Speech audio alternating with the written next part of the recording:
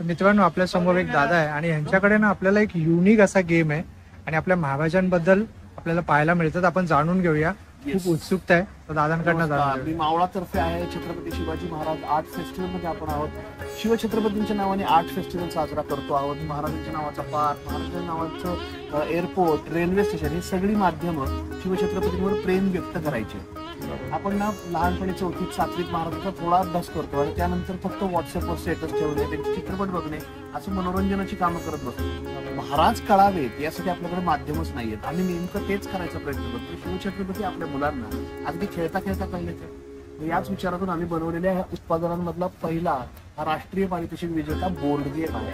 त्याचं नाव आहे मावळा. हा अफजल एन्काउंटर नावाचा पहिला चॅप्टर आहे बोर्ड गेम. त्याच्यामध्ये काय आहे तर बेसिकली तुम्हाला एक बोर्ड मिळतो. हा मराठी आणि इंग्रजी एकाच वेळी दोन्ही भाषेत आहे. एका साईडला मराठी, एका साईडला इंग्रजी आहे. कुठल्याही बोर्ड गेमवर असतात तशी याही खेळात घरं आहेत.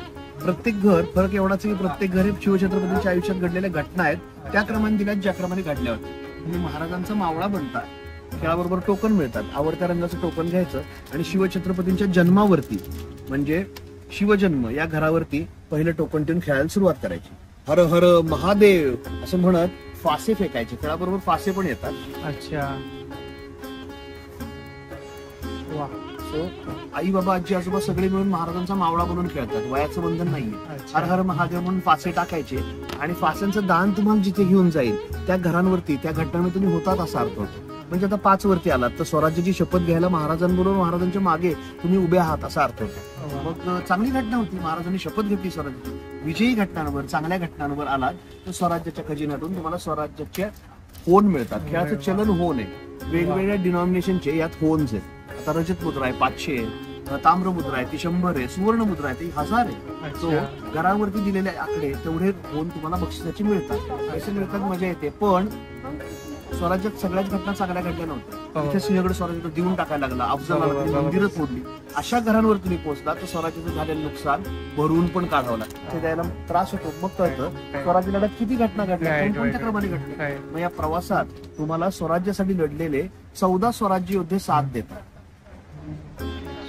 कार्डच्या स्वरूपात तुम्हाला सोबत येतात. आता जेधे कुटुंब, जेध्यांचं कार्ड तुमच्याकडे असेल तर जेध्यांचं 1 ते 32 मध्ये कुठे कुठे कर्तृत्व होतं ते नंबर याच्यावरती दिलेले. मग त्या घरांवर आला की तुमचा जास्तीचा फायदा होतो. तसंच दुर्गांचं पण दिलेलं आहे. खेळता खेळता कोणत्या दुर्गावर काय घडलं, कोणता युद्ध कुठे घडला हे खेळता खेळता कळत जातं. मग या प्रत्येक घटनेचा कॉन्टेक्स्ट या पुस्तकात दिलेला आहे. ज्या घरावर याल तेवढी गोष्ट वाचा एका पॅरेग्राफ मध्ये. 60 सेकंड रील जनरेशन आहे, कस्टमाइज केलेलं आहे. एका बैठकीत पूर्ण शिवचरित्र नाही वाचणार. खेळता खेळता ज्या घरावर येतील तेवढी गोष्ट वाचा. हे पण मराठी इंग्रजी दोन्ही भाषेत आहे. योद्ध्यांची पण माहिती आहे समाविष्ट आहे. खेळता खेळता शिवछत्रपती कळावेत यासाठी बनवलेला हा बोर्ड गेम 10-12 वेळा तुम्ही खेळला तर इतिहासाच्या शिक्षकाला तुम्ही इतिहास शिकवू शकाल एवढी नवीन माहिती खेळता खेळता. मुळात ना आपल्याला भ्रम आहे की आपल्याला इतिहास शिकवला गेला, पण शिवछत्रपतींचा इतिहास 1-2 घड्यात तर नाही होऊ शकत. बोर्ड गेम खेळता खेळता आपोआपच संभाजी महाराजांचा जन्म पुरंदरवर झाल्यावरचा आनंद व्यक्त केला जातो. रायरेश्वरावर शपथ घेतली जाते. अशा घटना इतिहासातून मुलांना कळतात. त्याच्यासाठी बनवलेला हा बोर्ड गेम अफजल एन्काउंटर. खूप सुंदर. पहिलं प्रोडक्ट आहे आपलं. हे इथे आपण 800 रुपयालाच देतो. 800 रुपयाला. किंमत तशी 1000 आहे, इथे 800 रुपयालाच देतो. डिस्काउंट आहे. येस. त्यानंतर मेमरी कार्ड गेम आहे. हा इथे आपण फक्त 400 रुपयाला देतो. ह्याच्यामध्ये 16 स्वराज्य योद्ध्यांचे कार्ड मिळतात. तुम्ही एक बटालियन बनवायचे आणि तो योद्धा शोधत शोधत पुढे जायचं. हा अगदी लहान मुलांपासून मोठी माणसं एकत्र बसून 5 मिनिटात अतिशय अफलातून गेम आहे हा सुद्धा. आणि याची किंमत काय? हा 500 ला, इथे आपण 400 रुपयाला. सुंदर. हे जिक्सॉ पझलचे त्याच्यावर 50% ऑफ देतोय. चित्र जोडून पूर्ण करायची स्वराज्य योद्धींची करून.